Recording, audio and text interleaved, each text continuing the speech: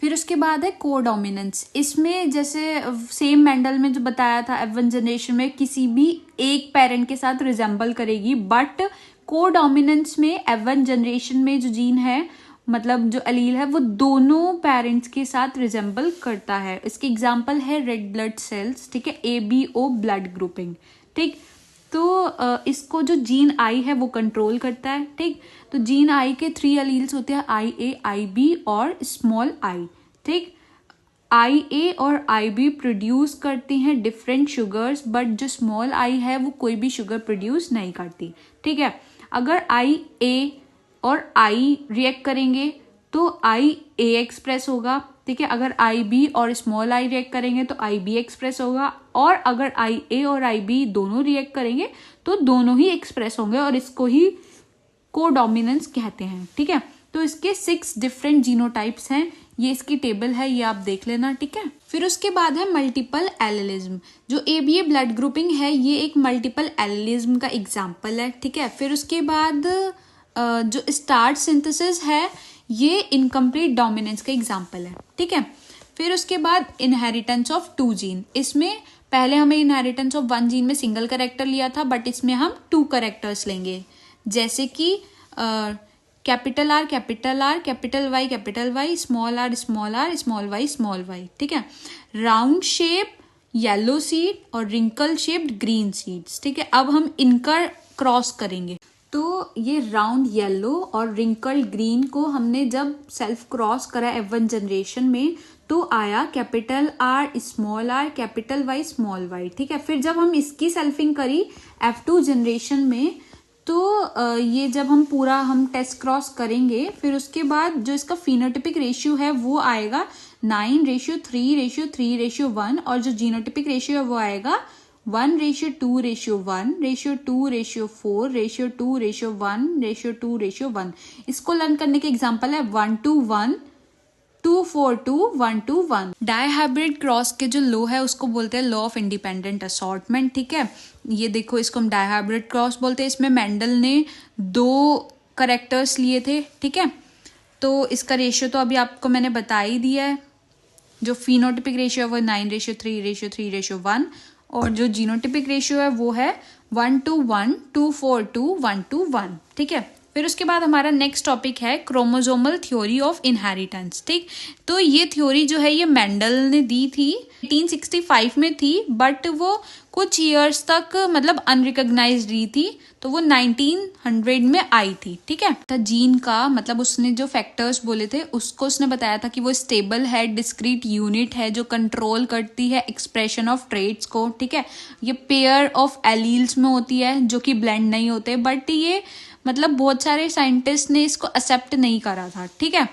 तो 1900 में 3 साइंटिस्ट आए, डीवरेस, कॉरहन एंड वॉन टेशनमार्क, ठीक है। तो इन तीनों ने डिस्कवर करी थी, मतलब मेंडल्स के रिजल्ट को दोबारा से इन तीनों ने डिस्कवर करा था, ठीक है। क्रोमोसोम जो कलर्ड बॉडीज होती हैं, ठीक है, इनके बारे में बताया था। फिर उसके बाद सटन एंड बोवरी ने बताया था कि जो क्रोमोसोम का बिहेवियर है वो पैरेलल होता है, सेम जैसे जीन का बिहेवियर होता है, ठीक है। सटन एंड बोवरी ने दी थी हमें क्रोमोसोमल थ्योरी ऑफ इनहेरिटेंस। फिर उसके बाद जो मॉर्गन थे उन्होंने क्रोमोसोमल थ्योरी ऑफ इनहेरिटेंस को एक्सपेरिमेंटली वेरीफाई करा था, ठीक है। तो इन्होंने जो टिनी फ्रूट फ्लाइज होती हैं, ड्राइसोफिला, मेलोंगेस्टर, इन पे वर्क करा था। ये अपनी लाइफ साइकिल को कंप्लीट करती हैं 2 वीक्स में, ठीक है। एक सिंगल मीटिंग में ये बहुत सारे large number of progenies produce करती हैं, ठीक। तो इन्होंने इनके मेल और फीमेल के सेक्सेस को डिफ्रेंशिएट करा था और बहुत सारे हेरिडिटी वेरिएशंस को बताया था, ठीक है। तो ये इसका डायग्राम है, ये देखो, ये मेल ड्रेसोफिला है और ये फीमेल ड्रेसोफिला है, ठीक है। फिर उसके बाद लिंकेज और रिकॉम्बिनेशन के बारे में बताया था मॉर्गन ने ड्रेसोफिला को पढ़ के। उसके बाद हमारा नेक्स्ट टॉपिक है सेक्स डिटर्मिनेशन।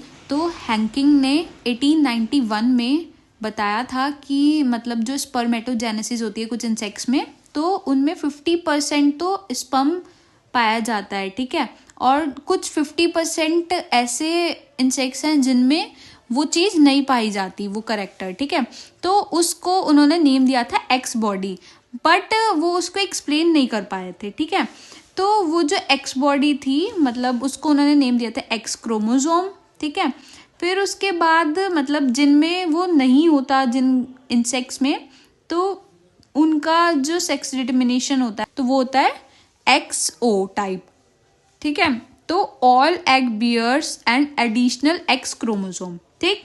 फिर उसके बाद सेक्स क्रोमोसोम्स होते हैं, ठीक है, एक्स और वाई, मतलब या फिर किसी में एक्स वगैरह नहीं होता, और जिनमें उनके अलावा जो क्रोमोसोम्स होता है उसको बोलते हैं ऑटोसोम्स, ठीक है। ग्रासहोपर में एक्सो टाइप का सेक्स डिटर्मिनेशन पाया जाता है मेल्स में, ठीक है, और फीमेल में एक्स पेयर क्रोमोसोम पाया जाता है, ठीक है।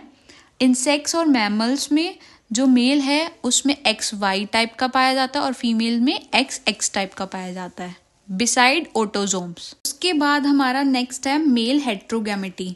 मेल हेट्रोगैमेटी मतलब एग्जांपल, जैसे फीमेल में एक्सो टाइप है और मेल में XY टाइप है, मतलब मेल के अलग अलग क्रोमोसोम्स हैं, ठीक। फिर एक टॉपिक है फीमेल हेट्रोगैमेटी, इसमें फीमेल के अलग अलग होंगे बट मेल के सेम होंगे, लाइक जो बर्ड्स में पाया जाता है ये, बट इसमें जो मेल में वो ZZ होगा और फीमेल में Z और W होगा, ठीक है। फिर उसके बाद हमारा नेक्स्ट टॉपिक है सेक्स डिटर्मिनेशन इन ह्यूमंस। तो ह्यूमंस में 23 पेयर्स होते हैं, तो आउट ऑफ 23 पेयर्स जो 22 पेयर्स होते हैं वो सेम होते हैं बोथ मेल एंड फीमेल में, उनको ऑटोसोम्स बोलते हैं। और जो 1 पेयर होता है वो डिफरेंट होता है, फीमेल्स में XX टाइप का होता है और मेल्स में XY टाइप का होता है, उसको हम सेक्स क्रोमोसोम बोलते हैं, ठीक है।